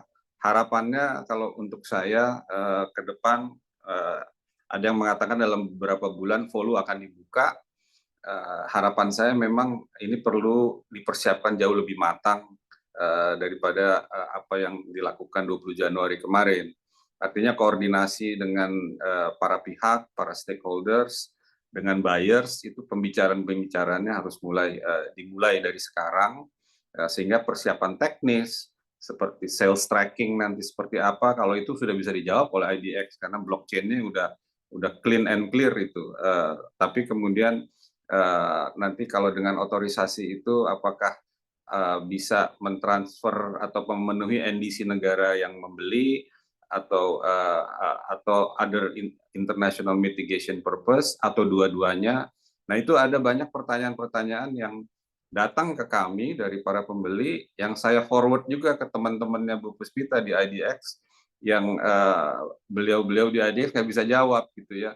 Itu karena memang otoritasnya ada di LH saat ini, kalau yang lalu di LHK. Mungkin dari saya itu, terima kasih. Baik, terima kasih Pak Abadi untuk pertanyaannya gitu ya terkait harga. Memang kalau kita lihat sih kita sih coba membenchmarking gitu ya Pak ya dengan beberapa negara tetangga gitu yang memang bursa karbonnya itu mayoritas sama lah lahirnya gitu ya dengan bursa karbon Indonesia. Kalau kita lihat di Malaysia sendiri Pak, harganya itu masih di bawah kita sebenarnya gitu. Bahkan mereka kan juga ya itu yang ditahu Malaysia menggunakan Verra dan Good Standard ya Pak ya untuk standar registrinya. Dan kalau di Indonesia sendiri harga $5, $3 sampai $8 ya Pak saat ini gitu ya untuk authorized. Menurut kami sih itu juga sama seperti Pak Riza gitu ya. Itu udah cukup baik dengan standar SRN yang mungkin saat ini masih dipertanyakan lah untuk pembeli asing seperti itu. Dan bagaimana penentuan harga yang ada di bursa karbon sendiri, Pak? Untuk harga ini kami serahkan kepada proponen, gitu ya, dari si pemilik proyeknya, gitu. Untuk masuk ke pasar spot, proyek mana yang pertama kali masuk ke pasar spot, sebelumnya akan ada mungkin auction, atau mungkin memang mereka sudah melakukan benchmarking dan mereka membuat harga tertentu, itu yang kami terima di pasar. Selanjutnya untuk next-nya itu mekanisme pasar yang akan melakukan pergerakan. Tetapi perlu digarisbawahi untuk saat ini bursa karbon Indonesia transaksinya tidak seperti bursa saham. Gitu ya. Kalau bursa saham sudah sangat liquid gitu ya, jadi pergerakan harganya pun sangat signifikan gitu. Tapi kalau kita lihat di bursa karbon, harga 58.800 untuk IGTBS itu selama 2024 kemarin ya 58.800 gitu ya. Belum ada kenaikan dan penurunan. Kemarin sempat ada naik turun dikit aja, tapi tetap kembali lagi ke 58.800. Tetapi yang pasti harga di kami sudah transparan gitu ya. Apa mekanisme pasar dari bursa karbon sendiri tidak bisa melakukan intervensi apapun, Pak Abadi. Gitu ya. Sama seperti di saham, bursa tidak bisa melakukan intervensi apapun untuk menggerakkan harga pasar karena murni ini adalah market yang menggerakkan harganya. Seperti itu. Terus untuk pertanyaan berikutnya tadi terkait apa ya Pak Abadi ya? Ada satu kayaknya tadi. Mungkin bisa diulang atau ini. Baik, silakan mengenai, diulang, Pak. mengenai yang greenwashing itu. Oke, greenwashing ya karena harganya tadi apa ya harganya mungkin murah gitu ya terus nanti asing ya kembali lagi sih ke mekanisme pasar gitu. Kalau misalnya kita benchmarking sih harganya juga masih masuk sebenarnya dan yang pasti kan dengan adanya authorize ini sudah tidak menjadi double double apa pencatatan ya dicatat di Indonesia juga dicatat di negara penerima seperti itu tidak harusnya tidak terjadi seperti itu. Pak Abadinya hilang kayaknya ya. Ada, Bu. Oh, ada. Ada. Baik, terima kasih banyak Bu Puspita dan juga Pak Riza atas jawabannya. Semoga sudah menjawab seluruh pertanyaannya ya Pak Abadi untuk jawaban dari narasumber kita. Sudah, terima kasih. Baik, dan juga kami sampaikan mohon maaf sekali karena waktu sudah menunjukkan pukul 8.38. Jadi untuk para partisipan yang masih ingin bertanya, sudah kami cukupkan untuk sesi pertanyaan ini. Mohon maaf, dan selanjutnya adalah kami persilakan kepada Pak Riza dan Bu Puspita untuk menyampaikan closing statement dan mungkin bisa juga disampaikan untuk kontak atau sosial media yang bisa dihubungi terkait dengan pertanyaan teman-teman yang belum bisa kita jawab di kesempatan pada malam hari ini. Dimulai dari Pak Riza dulu, silahkan Bapak. Terima kasih sekali lagi untuk Zona EBT sudah mengundang saya. Mungkin ada hal-hal yang kurang berkenan, mohon maaf. Karena apapun yang kita lakukan tentu ingin untuk kebaikan negara kita dan masyarakat kita. Bagi teman-teman yang belum terjawab, mungkin saya juga agak repot untuk menjawab satu-satu. Saya lihat ada cukup banyak juga pertanyaan di chat room. Bisa mungkin melalui LinkedIn sehingga kita bisa berkomunikasi. Biasanya saya juga sering melalui email dan lain-lain. Nanti bisa saya share dengan Zona EBT. Zona EBT sudah punya sih email saya. Mungkin dari LinkedIn jauh lebih mudah. Saya nggak punya Instagram karena biar lebih konsisten karena saya bukan Gen Z gitu. Terima kasih. LinkedIn saya Riza Suarga ada jelas, tinggal dicari aja Riza Suarga. Terima kasih. Baik, terima kasih Pak Riza atas closing statement-nya. Selanjutnya dipersilahkan Ibu Puspita. Ya, bagi ibu bapak atau teman-teman yang memang udah memiliki institusi gitu ya yang ingin melakukan partisipasi dalam perdagangan karbon, kami siap Bapak Ibu untuk bisa melakukan pendaftaran gitu ya sebagai pengguna jasa karena kami tidak punya registration fee-nya saat ini masih gratis, kita tidak punya annual fee, kita tidak punya dormant fee. Jadi kalau misalnya udah daftar nggak ngapa-ngapain nggak apa-apa gitu ya, tidak ada biaya tambahan. Untuk caranya nanti bisa dilihat di website kami seperti itu dan untuk individu gitu ya kalau memang ingin berpartisipasi dalam melakukan offset atas jejak karbonnya bisa langsung ke pengguna jasa kami gitu ya yang bisa melakukan retirement on behalf salah satunya adalah Zona EBT. Jika Bapak Ibu berkenan misalnya coba-coba deh saya ingin apa ya sekarang kan zaman yang viral-viral ya Mbak Rahma ya gitu ya. Jadi kalau misalnya Gen Z sama milenial ini kan suka sesuatu yang membuat viral gitu. Nah, itu bisa juga melalui Zona EBT untuk membuat offset dari jejak karbonnya. Nah, untuk apa namanya? Coba share ya Mbak ya. Untuk kontak kami, teman-teman bisa melalui website kami ada di idxcarbon.co.id di bagian join us juga kalau misalnya ingin tahu bagaimana bisa bergabung bersama kami. Terus nanti kalau ada pertanyaan atau ada kayak keperluan misalnya ada research yang membutuhkan data gitu nanti bisa juga bisa langsung di email aja ke support.idxcarbon@idx.co.id. Oke, begitu Mbak Rama. Kami siap menunggu teman-teman untuk bisa bergabung bersama perdagangan karbon di Indonesia. Baik, terima kasih Bu Puspita atas closing statement yang luar biasa dan juga terima kasih kepada partisipan semuanya. Diskusi kita hari ini telah memberikan banyak sekali wawasan mendalam mengenai perdagangan karbon di Indonesia, mulai dari peran IDCTA tadi di awal, lalu latar belakang dan tantangan bursa karbon Indonesia, hingga prospek ke depan gitu. Dan kita juga telah melihat bahwa meskipun ada banyak tantangan dalam regulasi, standar nasional kita, dan juga kesiapan pasar Indonesia, namun kita tetap memiliki potensi besar untuk menjadi pemain utama dalam perdagangan karbon global. Oleh karena itu, kolaborasi antar pemerintah, pelaku usaha, dan juga masyarakat ini menjadi kunci dalam menciptakan ekosistem perdagangan karbon yang lebih kompetitif dan berkelanjutan. Bagi pelaku usaha dan investor, sekarang adalah waktu yang tepat untuk terlibat dan juga individu, seperti yang tadi sudah disampaikan Bu Pustito, masih tetap bisa untuk berkontribusi. Dan yang disampaikan Pak Riza ya kan yang harus kita highlight adalah just do it gitu. Apapun yang ingin kita kontribusikan just do it saja.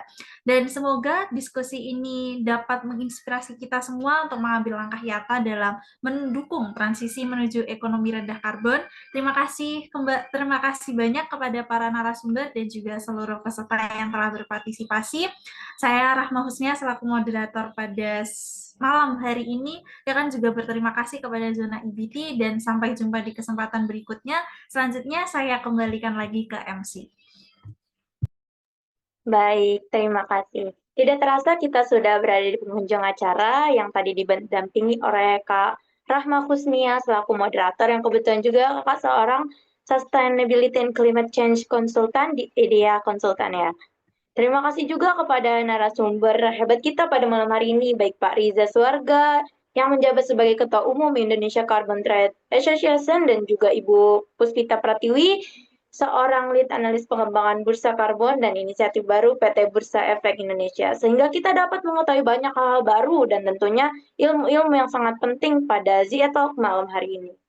Selanjutnya untuk mengabadikan acara pada malam hari ini, kita akan melakukan sesi foto bersama. Kepada seluruh IBT Heroes yang belum menyalakan kamera, boleh untuk dinyalakan terlebih dahulu.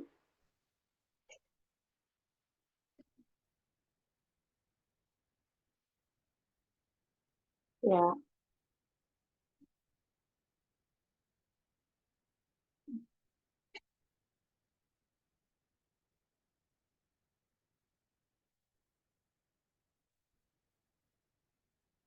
baik.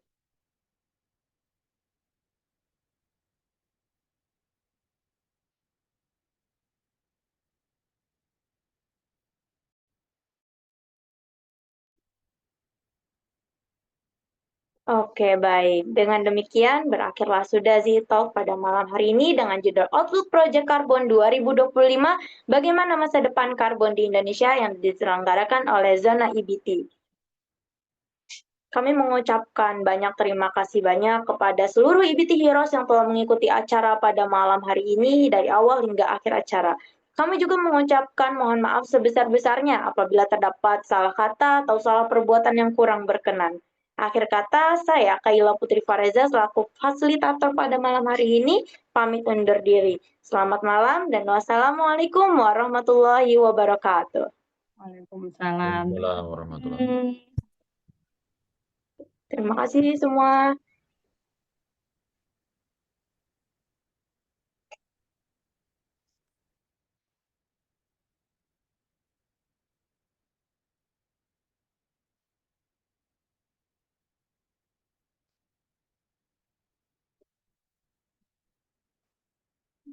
Bang.